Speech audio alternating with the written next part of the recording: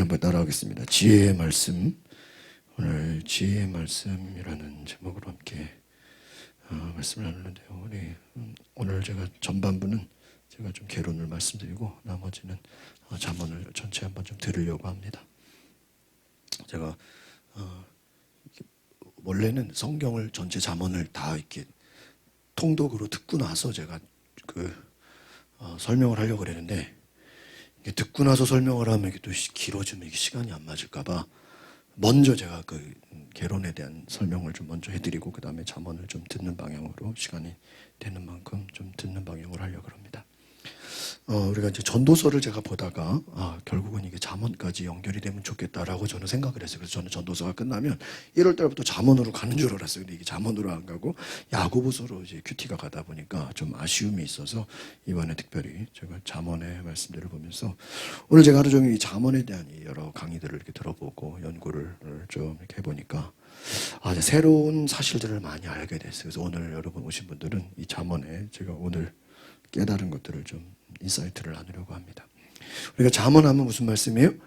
지혜의 말씀. 그런데 여기 보면은 우리가 많은 원리들이 이 안에 있어요. 전도서도 마찬가지고 잠언, 또 욥기, 어떤 이런 지혜서라고 할 수 있는 이런 말씀을 보면은 어떤 의인은 어떤 사람이고 악인은 어떤 사람이고 여러 가지 이런 덕목들이 나와요. 그래서 이 잠언을 기독교가 아닌 사람들도 이 잠언을 어떤 도덕이나 윤리의 관점에서 많이 보기도 합니다. 그런데 잘못해서 이제 잠언을 이제 심취하다 보면은 어떤 것에 우리가 빠질 수 있냐면은 우리가 뭔가 열심히 해야 된다라는 그러한 어떤 의무감이나 어떤 부담감에 우리가 이렇게 어떤 굴레를 씌워주는 것처럼 부담을 느낄 수가 있어요. 그러니까 의인은 이렇고 악인은 이렇고 이런 사람은 복이 임하고 이런 사람은 저주가 임하고, 그러니까 이 어떤 도덕이나 윤리나 어떤 십계명과 같은 무엇을 해야 되고 무엇을 하지 말아야 되고, 야 이걸 어떻게 지키냐, 야 이거 참 힘들겠다, 그런 부담감이나 어떠한 의무감이나 그런 참 힘들겠다라는 생각이 들어올 수 있어요. 근데 과연 성경이 우리에게 주는 메시지가 우리에게 어떤 부담감을 주거나 어떤 굴레를 씌우거나 어떠한 어려움을 주려고 주는 것은 아니죠. 그러면은 이 지혜의 말씀은 어떤 관점으로 볼 것인가? 우리가 그리스도의 은혜의 관점으로 보면 내가 무엇을 열심히 해가지고 얻어내는 것이 아니거든요. 그렇죠? 은혜라는 것은, 은혜의 관점은 뭐죠? 내가 무엇을 노력해서가 아니라 하나님이 그냥 뭐예요? 거저 선물로 뭐 하는 거예요? 주시는 거예요. 주시는 거예요. 저 오늘 카센터 점검 받으러 갔다가 그 카센터 아저씨가 차가 별 문제가 없습니다. 네. 잘 타고 다니시면 됩니다. 저는 수시로 그냥 카센터를 자주 가니까. 그 신수정 사모 타고 다니는 차를 가지고 이제 검사 들어갔는데 그 차가 지금 18만 킬로를 탔거든요. 근데 그 옆에 그 차에 이렇게 검사를 받으면 옆에 똑같은 차가 있는 거예요. 그 신수정 사모 차를 길에서 만나기가 쉽지가 않아요. 별로 없어요. 우리 아파트에 딱 한 대 있거든요. 똑같은 차가 있는 거예요. 똑같은 차. 색깔도 똑같아요. 쌍둥이 차가 있는 거예요. 그래가지고 내가 저는 어떻게 다녀 열어보고 막 그랬어요. 야, 친구가 있네. 그러더니 카센터 아저씨가 이거 제 차입니다. 그러는 거예요. 그래서 아저씨 몇 킬로 탔어요? 내가 물어봤어요. 이 차는 몇 킬로 타는데요? 18만 이제 한 5천 킬로 탔습니다. 우리가 7만 5천 킬로 사가지고 한 10만 킬로, 11만 킬로 탄 거야. 그러더니 차 관리가 잘 돼 있네요 하고, 손볼 거 없으니까 손볼 거 없습니다. 아저씨는 몇만 킬로 탔어요? 50만 킬로 탔습니다. 카센터 사장님이 50만 킬로. 야, 우리 1년에 만 킬로 타거든요, 우리가. 1년에 만 킬로 타요. 차가 두 대 있을 때는, 한 대 있을 때는 15,000킬로인데 제가 차가 두 대니까 큰 차는 뭐 거의 안 타고 별로 안 타요. 한 5,000킬로도 안 타요. 그래서 세워두니까. 작은 차 1년에 만 킬로 타요. 그러니까 우리는 보험 들어놓고도 다시 환급받아요. 그 15,000km 안 되니까 몇만 원이 다시 들어와요. 김사님이 그때 다이렉트 보험 들으라 그래가지고 신수영 사무차가 보험료가 얼마냐면 1년에 25만 원이에요. 엄청 싸죠. 자차 포함. 엄청 싸죠. 큰 차는 한 45만 원 나와요. 그러니까 굉장히 유지비가 작게 들어가는데, 야, 그 아저씨가 50만 킬로 탔다는 거에 내가 깜짝 놀라 그랬어. 어떻게 저렇게 차를. 저는 제가 뭐라 물어봤냐, 아저씨 그 차 몇만 킬로 타면 버려야 돼요? 내가 그거 물어봤는데, 카센터 아저씨가 뭐 차야 뭐 관리 잘하면 계속 타자 그래가지고 제가. 근데 이제 무슨 일이 있었냐면 차가 바람이 많이 빠졌다는 거예요. 그래서 왜 그랬나 보니까 여기 어디 갔어? 내가 하나 빼놨는데 바람이 빠진 거예요. 그래서 왜 빠졌나 또 보니까 못이 박혔어. 못이. 그래가지고 제가 야 이거 또 김포 가가지고 또 그 얼마 이렇게 떼웠어요. 여기다 아주 조그만 그 못이. 그래서 보니까 바퀴에 박힌 거야.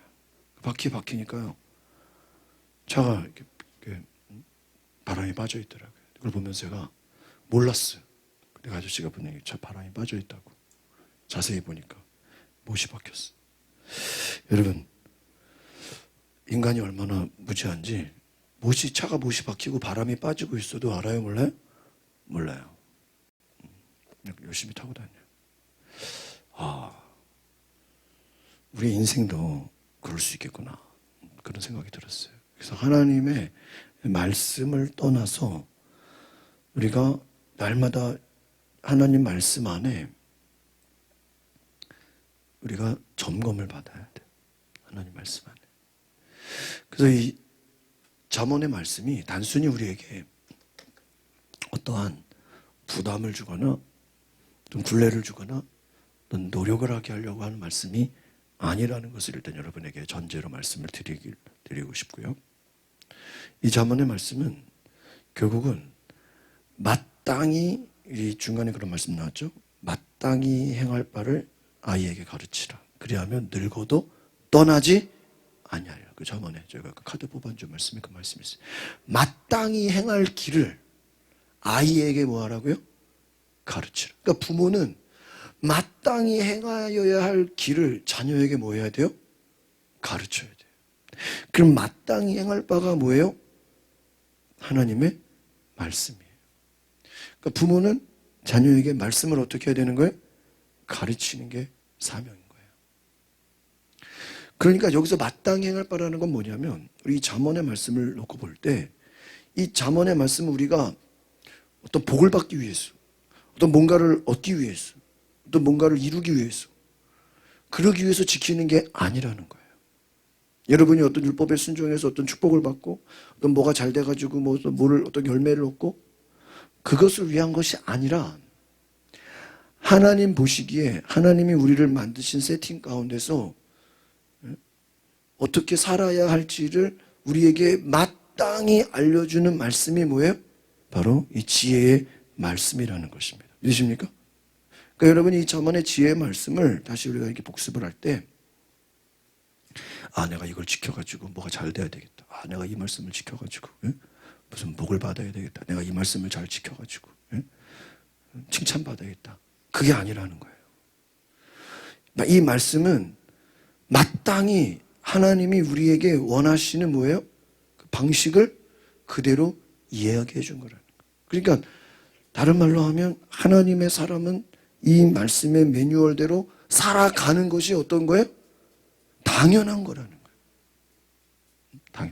군인은 군인의 군법대로 살아야 되고 군인의 그 윤리로 살아야 되고 군인들은 잘못을 하면요 군법에 재판을 받아요. 민간인하고 다르잖아요.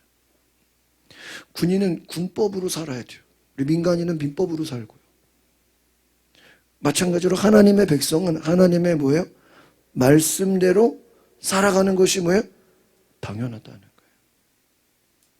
거예요. 보니까 이게 이제 시편하고 연결이 돼요. 여러분 시편에서 의인이라고 말씀드죠. 의인. 의인의 개념이 뭐냐? 이 시편의 의인의 개념은 하나님을 뭐예요? 의지하는 사람이 의인이다 이랬어요. 그럼 죄인은 뭐예요? 악인은 뭐예요?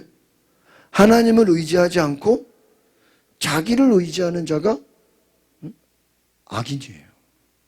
다시 한번, 의인은 뭐라고요? 여호와를 의지하는 자. 악인은 뭐예요? 하나님이 아닌 다른 걸. 그러면 오늘 이것을 잠언으로 적용해 보면 지혜자가 뭐냐?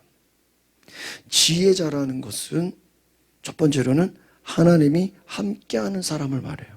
그러니까 우리는 여기서 보면은 뭐 제가 이제 잠언을 쭉 이번에 보니까 뭐 지혜자는 뭐 어떻고 지혜자는 어떻고, 예? 이 지혜로운 아들은, 그렇죠?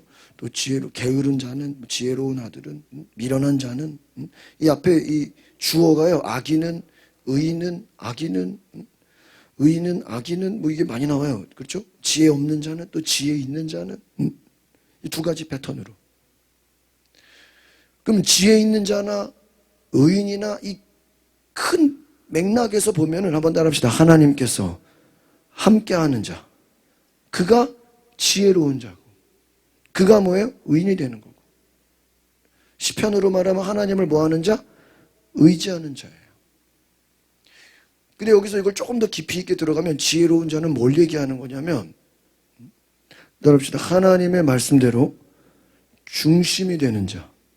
그러니까 이게 어느 정도까지냐면, 제가 오늘 시편 전체, 잠언을 전체 연구해 보니까 하나님의 말씀이 주인이 되는 자예요. 그럼 이 말씀이 주인이 된다는 걸, 여러분 이게 뭐 어떤 개념이냐? 그러면 제가 어제 그 야고보서 말씀하고, 야, 이게 잠언이랑 야고보서랑 비슷하다. 어제 야고보서, 오늘 새벽에도 말씀드렸지만 야고보서 말씀이, 어제 말씀드렸죠. 하나님이 우리의 뭐를 바꿔요? 마음을 바꿔요.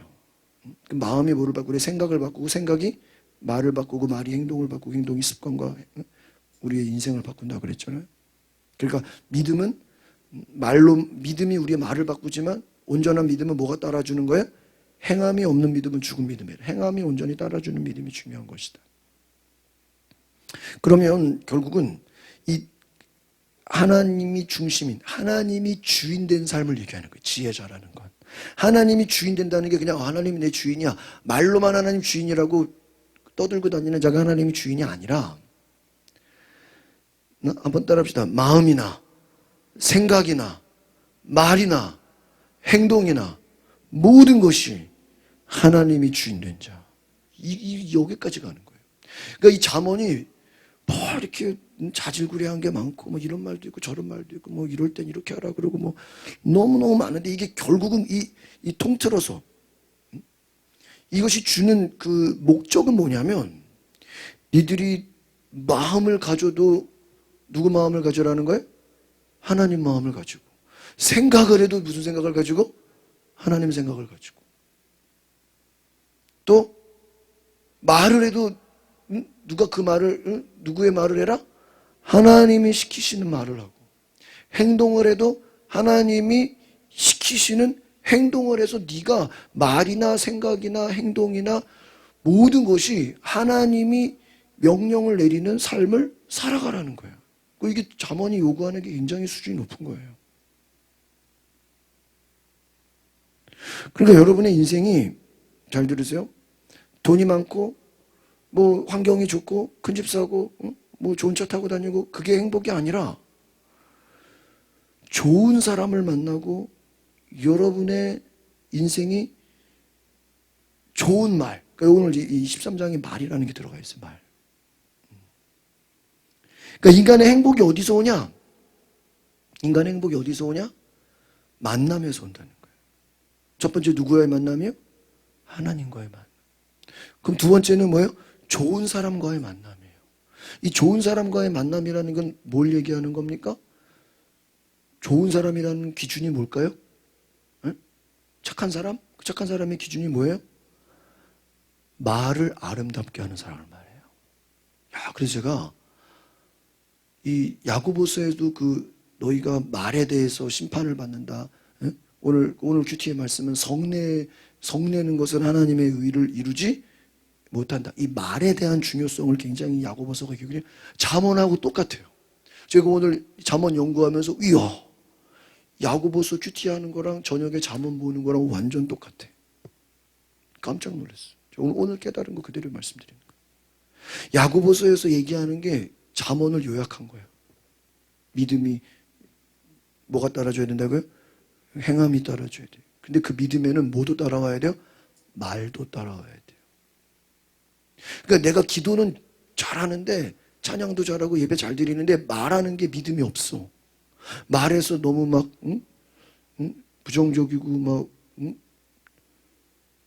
뭔가 하나님이 보시기에 합당하지 않은 거야. 그러면 그거는 믿음이 뭔가 부족한 거라는 거야. 저 오늘 백옷에 사는 저희 친구 목사랑 한참 통화를 했는데, 그래, 자기네 교회를 어떤 전통을 만들었대. 그래서 뭐냐 그러니까 무슨 일이 있어도 감사하는 삶을 사는 거를 이런 훈련을 시킨다는 거예요. 무슨 삶이요? 감사. 그래서 어떤 일이 있어도 감사하게 하자. 감사하게 하자. 감사. 이 감사 훈련을 시킨다는 거예요. 왜? 성경에도 범사에 뭐하라 그랬어요? 감사하라.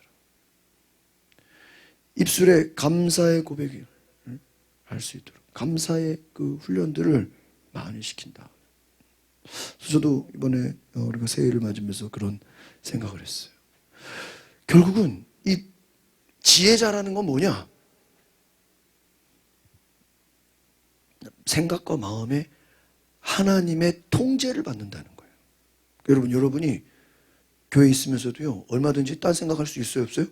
있어요. 세상 여러 가지 생각할 수 있어요. 우리가 오늘 찬양하는 가운데 내 걱정, 염려, 온갖 걱정, 염려 우리가 다 생각. 그러나 내 생각이 누구의 통제를 받아요? 하나님의 통제를 받는 거예요. 그럼 우리의 말도 누구의 통제를 받는 거예요? 하나님의 통제를 받는 거예요. 여기서 이 지혜자는 어떤 말을 하고 뭐 어떻고 막 이 말을. 오늘 이제 이 잠언을 보면은 겸손이라는 말이 많이 나와요. 그래서 겸손의 반대가 교만이죠. 오늘 우리가 13장 본 것도 10절 읽어보세요. 13장 10절. 10절 읽어보세요. 시작.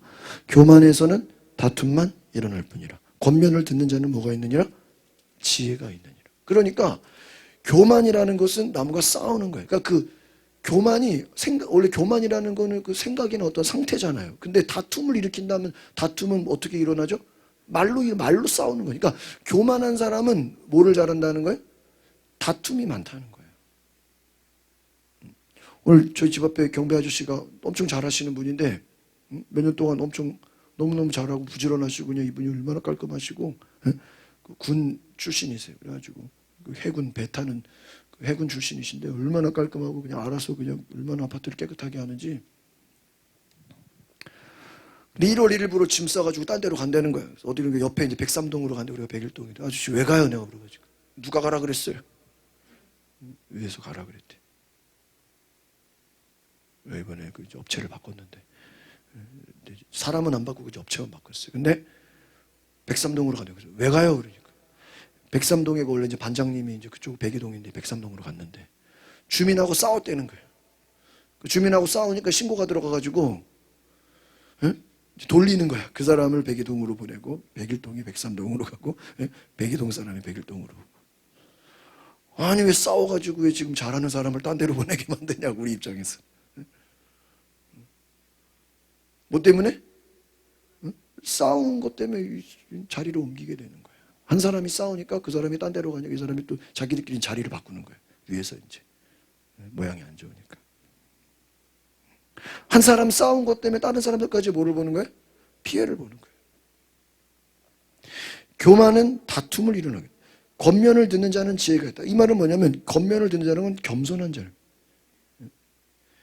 지혜가 있느니라. 그러니까 다른 사람의 말을 잘 듣는 자는 어떤 사람이라는 거예요?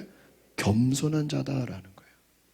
그러면 교만한 자는 뭐 하는 자죠? 다른 사람의 말을 듣지 않고 자기 고집이 센 거예요. 그러니까 뭐가 일어나요? 다툼이 일어나는 거예요.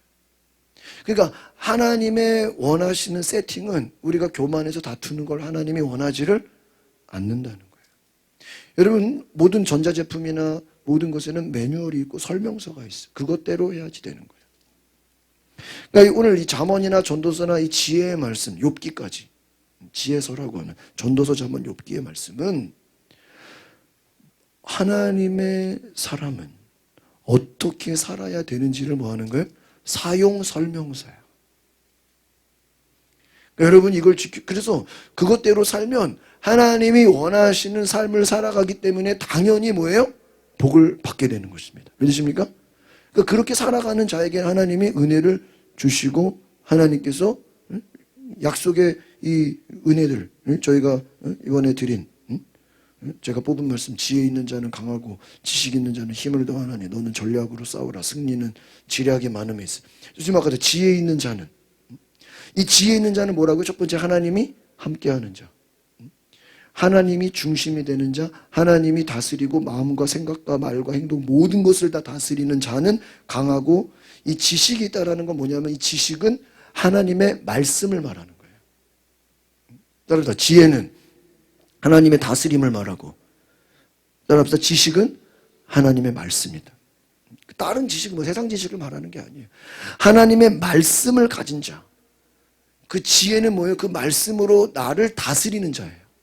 그러니까 지식과 지혜가 달라요.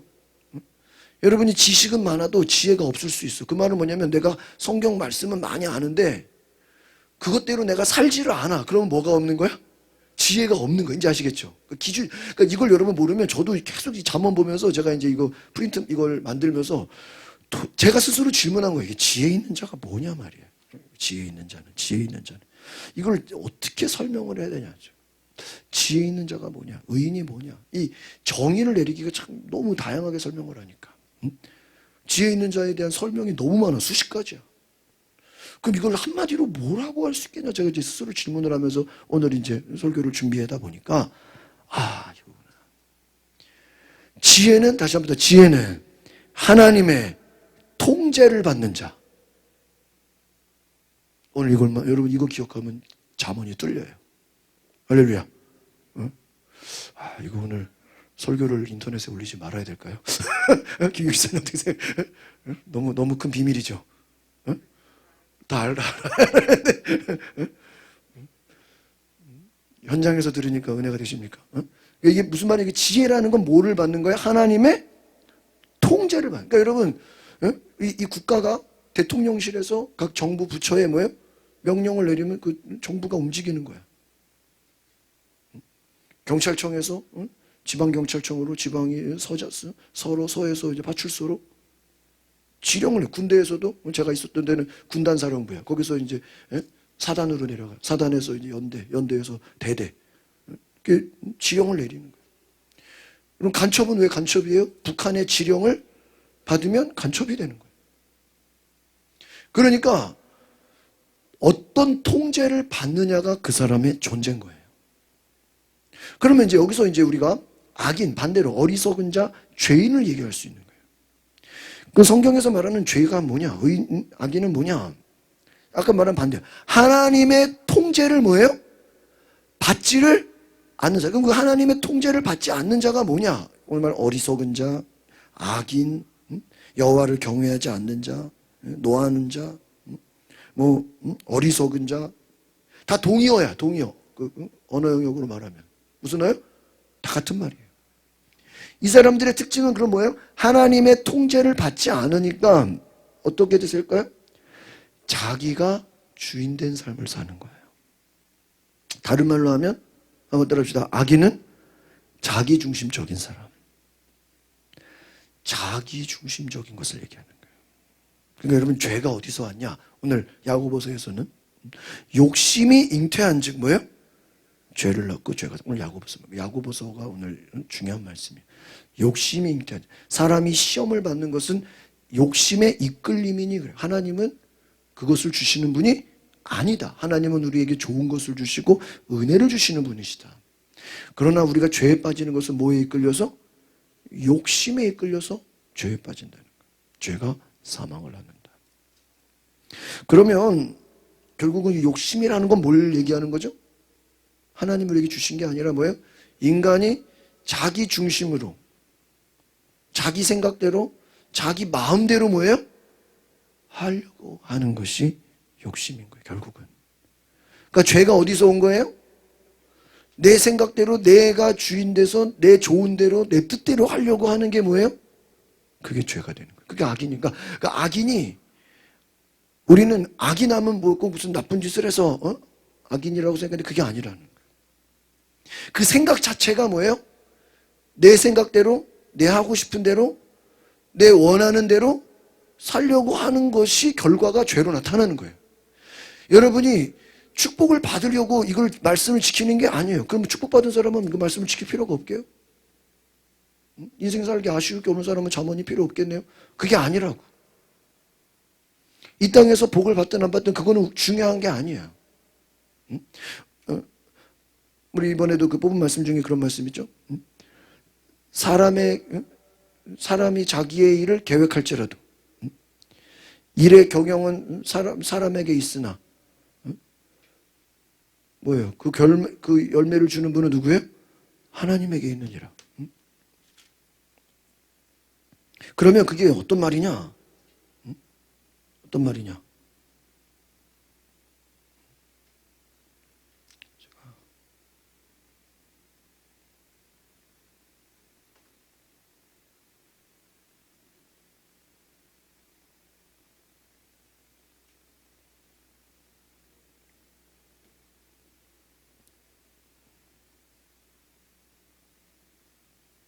여기 있네요. 16장 1절. 마음의 경영은 사람에게 있어도. 16장 1절이거든요. 마음의 경영은 사람에게 있어도. 말의 응답은 누구로 온다? 여호와께로부터 나오죠. 요거 제가 해석해 드릴게요. 마음의 경영은 사람에게 있어도, 그러니까 마음의 경영은 사람에게 있어도 말의 응답은 여호와께로 나오냐. 저는 이걸 그냥 단순하게 보면은 그래, 사람이 암만 마음을 먹어도 응답은 누가 하시는 거야? 하나님이 하시는. 이렇게 그냥 인간이 뭐 하는 거 다 쓸데없고 하나님이 결과를 주시는 거야, 이렇게 우리가 생각할 수 있는데, 앞에 마음의 경영은 사람에게 있어도 이거를 무시하면 안 돼요. 이 말은 뭐냐면 마음을 경영하는 거는 누가 할 일이야? 그건 내가 할 일이라는 거야. 이게 이 메시지가 뭐냐면, 그러니까 내가 어떤 마음을 먹느냐, 내가 어떤 생각을 하느냐는 누가 결정해요, 여러분? 내가 결정하는 거예요. 오늘 내가 김밥을 먹을지 햄버거를 먹을지 떡볶이를 먹을지 누가 결정해요? 하나님이 결정해요? 내가 결정하는 거예요. 오늘 내가 교회 가야 되겠다 안 가야 누가 결정해요? 나는 가기 싫어 죽겠는데 주님이 막 천사를 보내서도 교회 가라 막 그래요? 자동차가 막 지가 막 시동 걸려가지고 타라고 막 그래요? 아니에요. 여러분이 새벽기도 하고 안 하고, 주일날 교회 오고 안 오고, 놀러가고 안 놀러가고, 내가 누구 만나고 안 만나고, 누가 결정해요? 내가 결정하는 거예요. 오늘 내가 여기에 오고 안 오고도 누가 결정하는 거예요? 내가 결정. 괜히 귀찮아서 집에 있는 사람들도 있어요. 그 자기 결정한 거예요. 오기 싫은데도 그래도 오늘 첫날인데 가야지, 새해인데 가야지, 온 사람도 있는 거예요. 아무 생각 없이 오는 사람도 있고. 중요한 건 어떻게 왔든지 또 오지 않았든지 그 마음의 결정은 누가 하는 거야? 네가 하는 거야. 그런데 여기서 뭐라고 하는지 아세요? 응답은 여호와께로. 이 말은 뭐냐면 마음은 네가 먹어. 마음 네가 먹었어. 마음의 경영은 네가 하는 거야. 여러분, 운전하는 사람이 자기 뜻대로 운전해서 가는 거예요. 어디로 가든지 동쪽으로 가서 누구 마음이에요? 운전하는 사람. 여러분의 인생이에요. 하나님이 여러분의 인생을 억지로 끌고 가는 게 아니에요. 마음은 누가 먹는 거야? 내가 하는 거야, 내가. 근데 잘 들으세요. 결과는 누가 주신대요? 하나님이 주신대. 그러니까 뭐가 중요하다는 거예요? 네가 마음의 경영을 뭐 하라는 거예요? 잘하라는 얘기예요. 그러니까 이게 네 마음의 경영은 사람에게 있어도 이게 네가 뭐 암만 뭐 마음 먹고 뭐 해봤자 소용없다, 그 얘기가 아니라고요. 저는 처음에 그런 얘기인 줄 알았어요. 그러니까 네가 하는 모든 게 다 쓸데없고 하나님이 다 해주셔야 돼. 너 맘먹을 필요 없어. 그냥 그게 아니에요. 마음 먹는 것도 어때요? 중요해. 여러분이 만약에 나는 이번 주 절대 어디 안 가고 일주일 내내 교회 와서 매일매일 말씀드릴 거야. 내가 마음을 먹었어. 마음 먹었으면 누가 친구가 만나자 그래도 뭐예요? 나 안 가. 나 오늘 이번 주 내내 교회 가야 돼.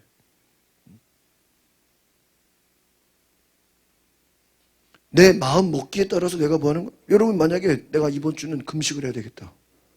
하나님이 어떤 금식을 하라 뭐를 줘요? 이건 그 마음을 누가 결정하는 거예요?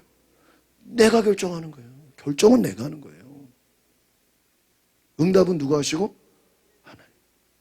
그러니까 자기가 결정을 못 내리면서 왜 하나님 나한테 왜 결정을 안 하게 해주는 거야? 야, 결정은 네가 하는 거야. 마음을 누가 먹는 거예요?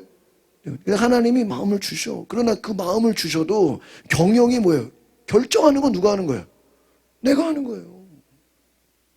마음 하나님 주셔.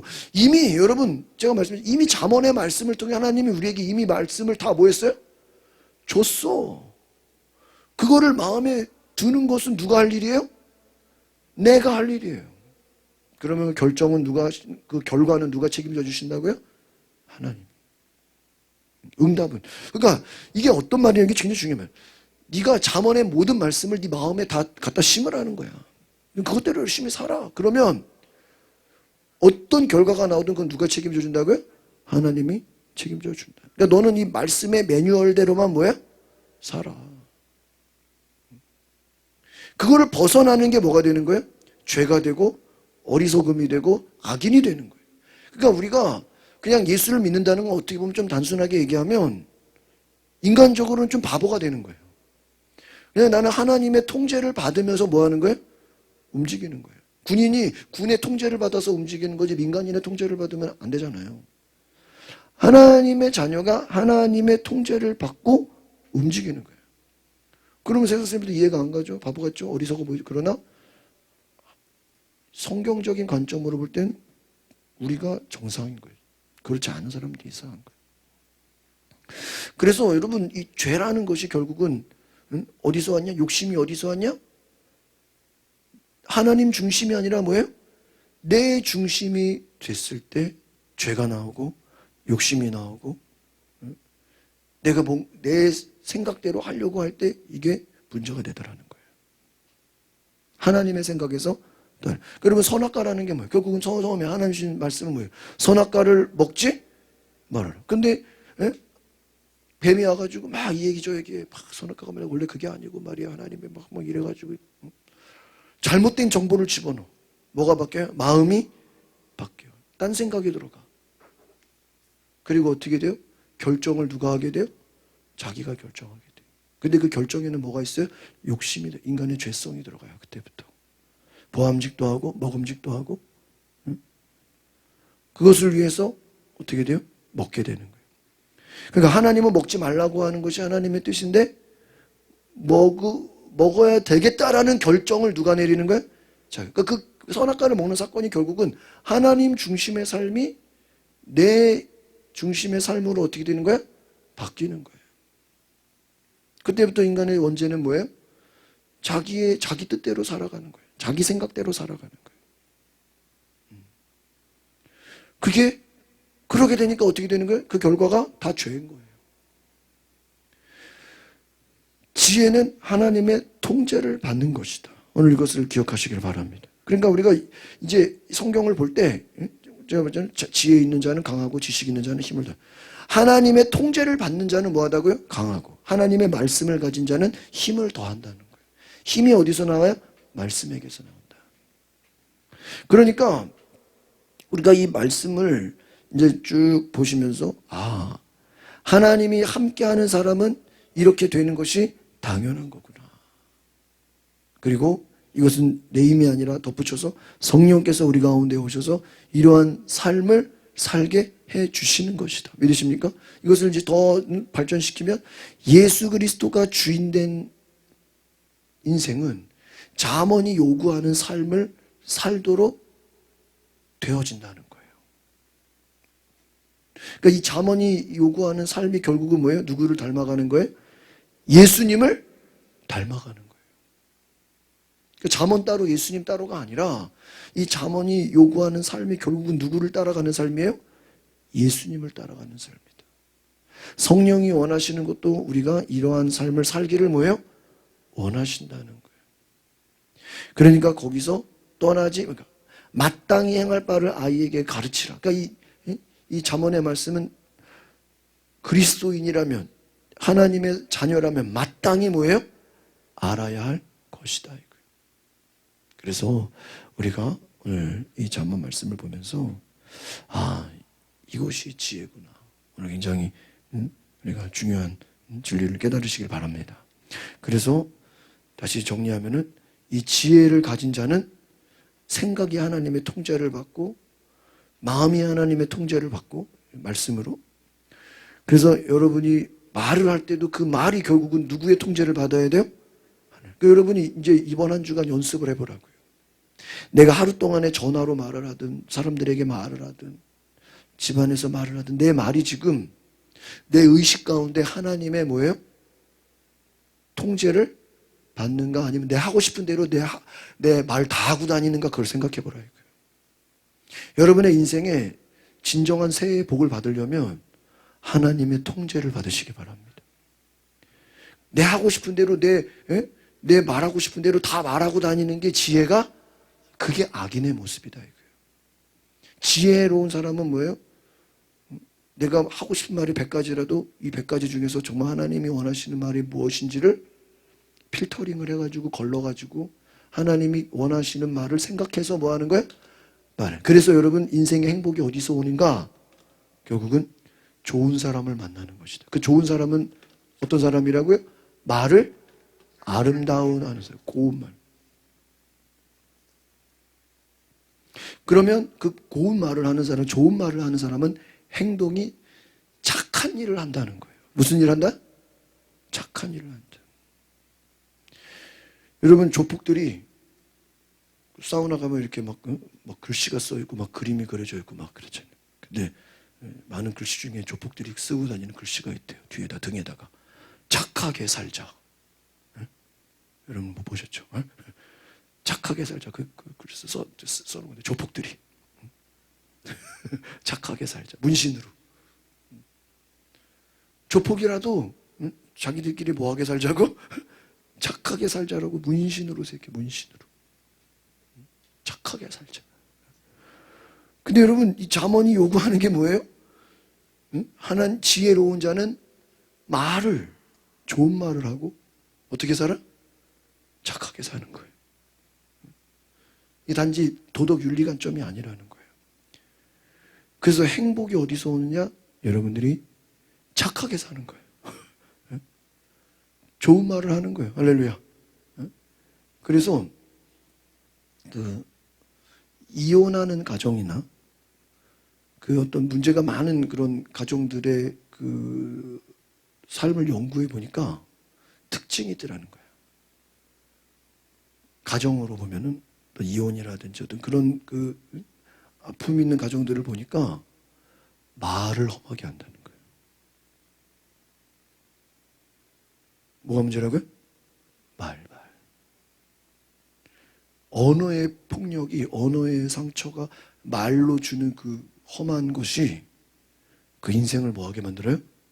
불행하게 만들고, 이혼하게 만들고, 깨지게 만들고, 인간을 불행하게 만들고. 그 인간의 불행이 어디서 오는 거예요? 사람의 말에 치고받고 싸우는 거에서 오는 게 아니에요. 사람의 말에서 인간의 불행이 오는 거예요. 교만한 자는 뭐 한다 그랬어요? 아까? 다툰다 그랬죠. 교만은 다른 사람을 뭐 하게 돼 있다는 거예요? 공격하게 돼 있다는 거예요. 13장 1절을 한번 다시 볼까요? 이제 전체적으로 우리가 이제 개론을 제가 다룬 거예요. 13장 1절을 봅시다. 시작. 지혜로운 아들은 아비의 훈계를 들으나 거만한 자는 꾸지람을 즐겨되지. 그럼 이제 딱 나왔죠. 무슨 지혜로운 아들, 누구를 얘기하는 거예요? 하나님의 통제를 받는 자. 하나님의 말씀에 하나님이 그 인생에 뭐가 된 자? 주인이 된 자는 뭐를 봐요? 아비의 훈계, 부모의 훈계를 뭐 하는 거야? 듣는다. 여기서 아비라는 거는 뭐 육신의 아버지도 있겠지만 나를 가르치는 스승도 맞죠. 목사님도 될 수 있고. 또 윗사람이죠, 윗사람. 윗사람의 훈계를 잘 뭐 한다고요? 듣는다. 그럼 거만한 자, 반대죠. 이 거만한 자는 뭘 얘기하는 거예요? 자기중심적인 사람. 자기가 인생의 주인인 사람, 교만한 사람, 어리석은 자람, 이 사람들은 뭐예요? 다른 사람의 꾸지람을 뭐예요?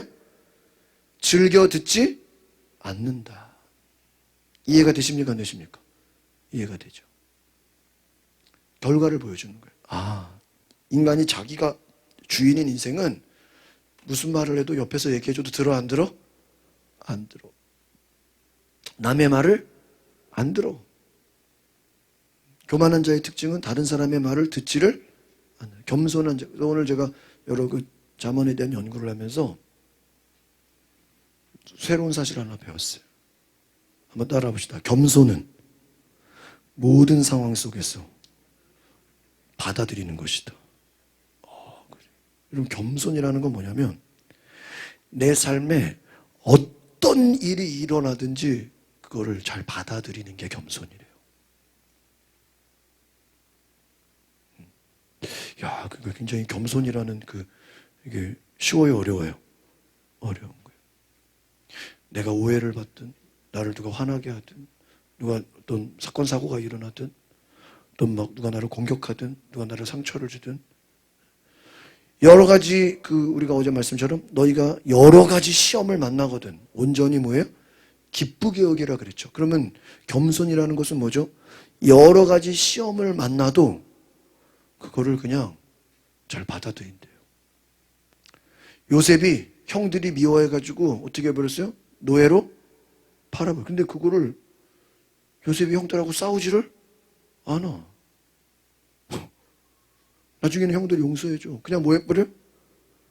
받아들여.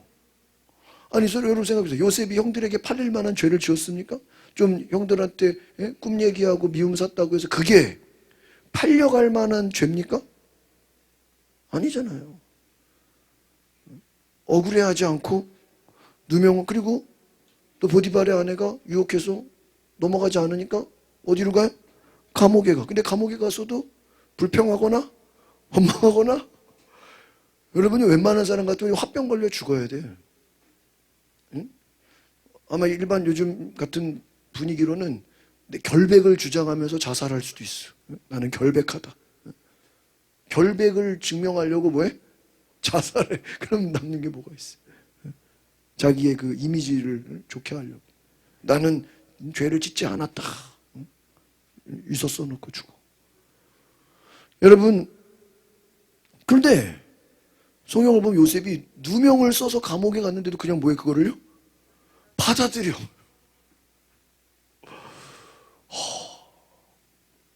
보세요. 겸손이 뭐예요? 응? 또 이삭이 우물을 팠는데 몇 번 뺏겼잖아. 우물을 파서 뺏기면 그거 싸우고 전쟁 일으켜야 되고 그거는 좀 치고받고 싸워야 되는 거 아니에요? 내 우물을 남이 뺏어 갔는데. 근데 뭐예요? 그냥 이삭이 뭐 해버려? 받아들여. 가져라 그래. 가져라 그래. 받아들여. 야곱이 외삼촌이 거짓말했잖아. 속였잖아. 7년을 또 기다리라 그러잖아. 근데 야곱이 뭐예요? 그냥 받아들여. 그러니까 우리가 지금요, 인간적인 눈으로 보면요, 되게 멍청하고 바보 같은 거고요. 야, 너는 말도 못하냐? 너는 따지지도 못하냐? 왜 이렇게 바보 같냐? 어리석게 보여요. 그런데 그걸 받아들인다고 할 때 뭐냐면 하나님을 믿고 하나님을 바라보는 거예요. 그건 뭐랑 똑같은 게 예수님이 십자가를 지고 사람들이 막 욕을 하고 때리고 막 침을 뱉고 저주하는데 예수님이 그냥 뭐예요? 그걸 그냥 어떻게 해요? 받아들여. 예수님을 채찍을 때리고 예수님을 창을 찌르고 막 옆에서 막 강도가 막 욕하고 막 사람들이 막 저주하고 예수님 그거 다 뭐 해버려요? 예수님이 그거를 싸우지 않았잖아요. 뭐예요? 다 받아들여. 이야. 사도 바울이 온갖 고난과 핍박과 죽음의 위기를 만나도 다 어떻게 해요? 받아들여. 아, 이게 겸손이구나. 제가 오늘 깨달았어. 오늘 제가 여러 잠언에 대한 강의를 들으면서 다시 한번 따라합시다. 겸손은 나에게 일어나는 모든 일을 받아들입니다. 그러니까 이거를 쉽게 말하면 내가 받아들이지 못한다. 화가 난다. 막 싸우고 싶다. 막 속에서 올라온다. 미쳐버리겠다. 막 한바탕 하고 싶다. 이거는 뭐예요? 내 안에 겸손하지가 못한 거야. 다른 말로 하면 내 인생에 누가 주인인 거예요?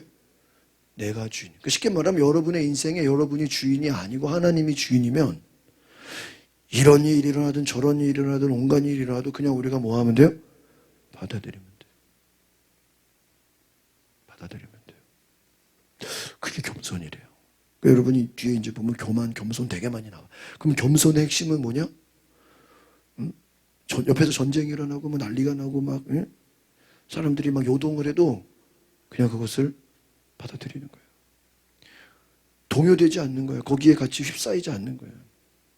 거기에 자기의 페이스를 잃어버리지 않는 거예요.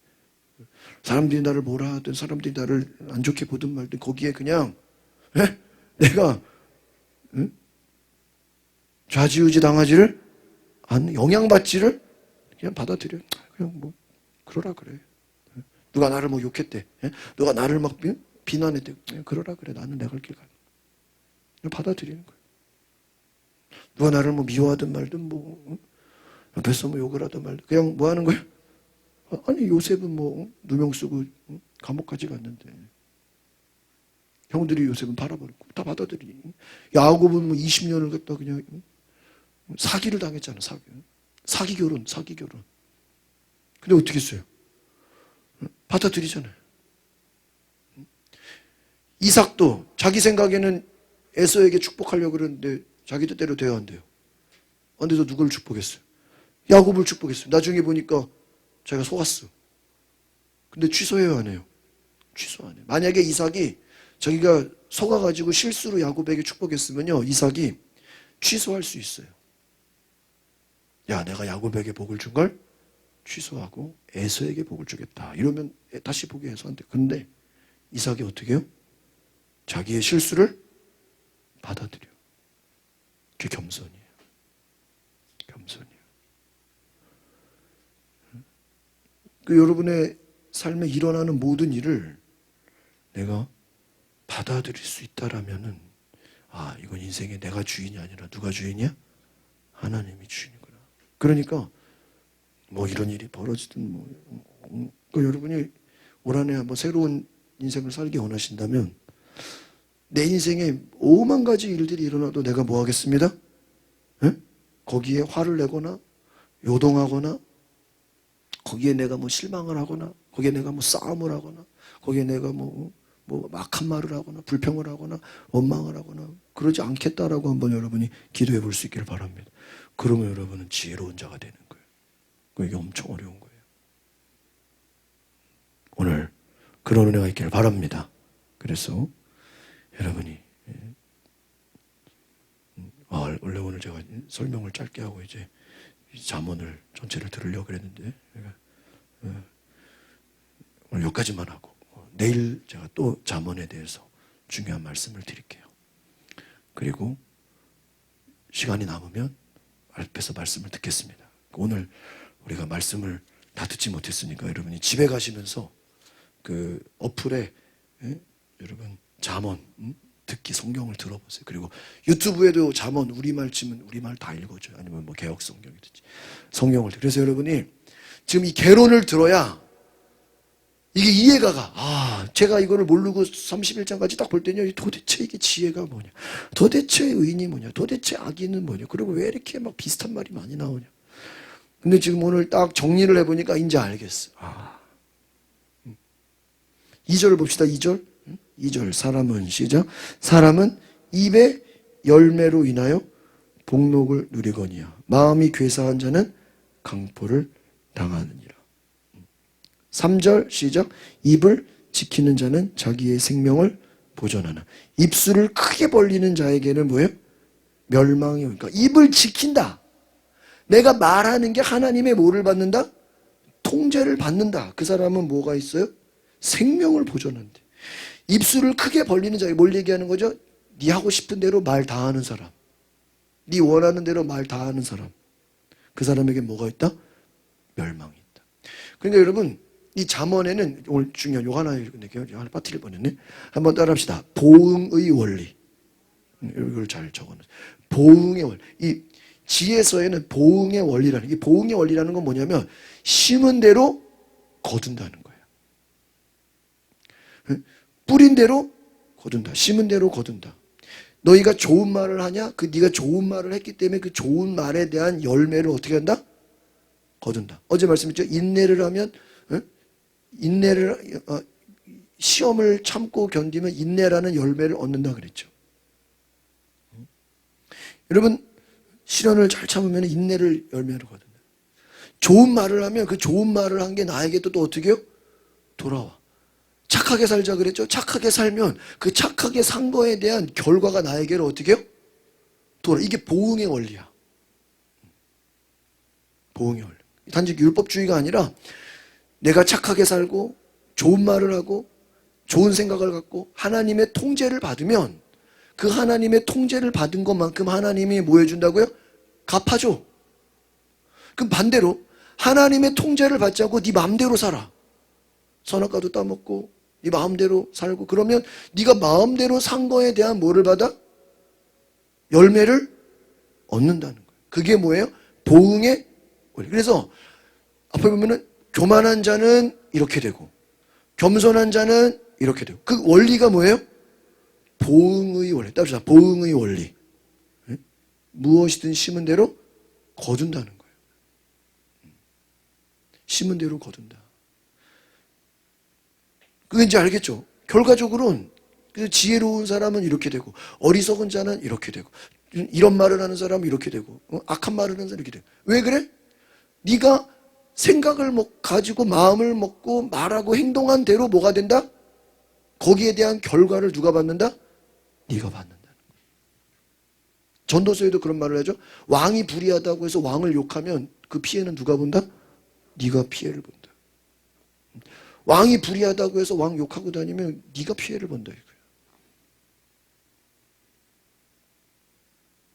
남을 저주하는 자 결국은 그 저주가 누구한테 와요? 나한테 온다는 거예요. 남을 축복하는 자 그 축복이 누구한테 와? 나한테. 이게 무슨 원리? 보응의 원리. 이게 잠언에 나와 있어요. 여러분이 이제 집에 돌아가시면서 차 타시는 분들은 뭐 지하철 타시는 잠언을 들으면서 가시세요. 그러면 아 이게 보응의 원리구나. 알겠죠? 예? 이런 말을 하는 자는 이렇게 돼요. 딱 대비가 돼요. 오늘 잠언의 공식에 대해서 잠언의 원리를 오늘 말씀드렸습니다. 오늘 이 말씀을 가지고 여러분이 성경을 보면 아 성경이 보이게 될 줄 믿습니다. 재밌어요. 그리고 이게 기억에 남아요. 아 이게 이렇게 되는구나. 아까 말씀했죠? 마음에 사람이 자기의 길을 계획할지라도 계획은 누가 하는 거야? 내가 하는 거야. 그러니까 계획을 어떻게 세워야 돼? 잘 세워야 돼. 계획을 내 마음대로 세우지 말고 누구의 통제를 받아서? 하나님의 통제를 받아서 계획을 세워. 그러면 하나님의 통제를 받는 계획을 세웠기 때문에 그 결과를 누가 책임져줘요? 하나님. 네 하고 싶은 대로, 네 원하는 대로, 네 생각대로 계획을 짜고 네 마음대로 생각을 하면 그 결과를 네가 얻게 된다는 거예요. 그게 무서운 거예요. 다른 말로 하면 네가 말한 대로 하나님이 뭐예요? 갚아줘. 그때 이성미 간증 들었죠? 아들을 막 인간 쓰레기라고 그러고 막 아들을 막 저주했죠. 그 하나님이 뭐라 그랬어요? 네 말대로 아들을 되게 해줄까? 성령님이 야 네가 막 네 아들을 그렇게 욕해? 막 인간 쓰레기라고 그러고 막 온갖 막 욕을 막 다 해. 하나님이 야 내가 네 말대로 네 아들을 되게 해주겠다. 큰일 나는 거예요. 근데 그게 지금 잠언의 메시지야. 네가 불평을 하냐? 그럼 네 불평대로 네 말한 대로 그 열매를 누가 먹어? 네가 먹어. 감사하고 기뻐하고 행복해하고 은혜 받으면 어떻게 해요? 그 열매를 내요. 오늘 제가 친구 목사님들하고 한참 동안 얘기하다가 너무 감사하고 그래도 너무 새해고 돼 그래 제가 요즘 이렇게 카톡으로 이렇게 선물 보내는 거 있잖아요. 친구들 이렇게 보내줬어요. 깜짝 놀래요. 너무 고마운 거예요. 친구랑 새해 이렇게 오랜만에 얘기도 하고. 요즘에는 저렇게 뭐 주는 게 재밌어요. 여러분, 우리가 어떤 일을 하든지 나누고 베풀고 섬기면 다 그게 나에게로 돌아오는 줄 믿습니다. 한번 따라합시다. 좋은 말을 합시다. 착하게 삽시다. 하나님의 통제를 받읍시다. 오늘 결론입니다. 믿으십니까? 오늘 이어서 다른 말씀은 내일 또 연속해서 해드리겠습니다.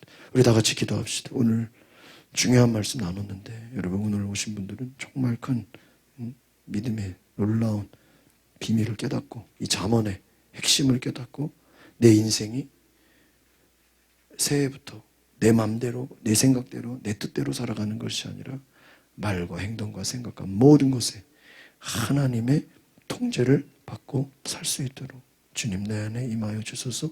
우리 다 같이 주여 한번 부르고 5분 동안 기도하고 마치겠습니다. 주여 성령님 임하소서. 오늘 내 안에 성령을 부어주소서. 주님